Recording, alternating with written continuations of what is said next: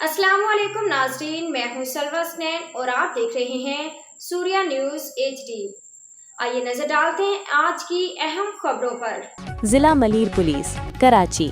Malir city police نے شراب فروشی میں ملوث آدھی جرائم پیشہ ایک ملزم کو گرفتار کر لیا۔ پولیس نے خفیہ اطلاع کی بنیاد پر کارروائی کرتے ہوئے تھانہ سکھن کی حدود سے ایک ملزم کو گرفتار کیا۔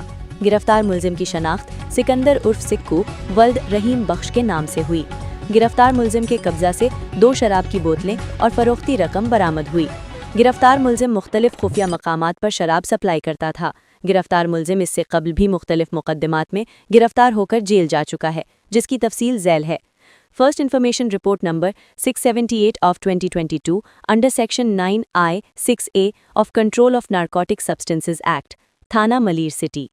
First information report number 379 of 2023 under section 34 of Punjab habitat offence ordinance, تھانہ Malir city.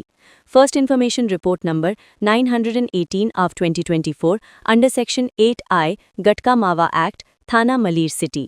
First information report number 879 of 2025 under section 9I-3B of control of narcotic substances act, تھانہ ملیر سٹی۔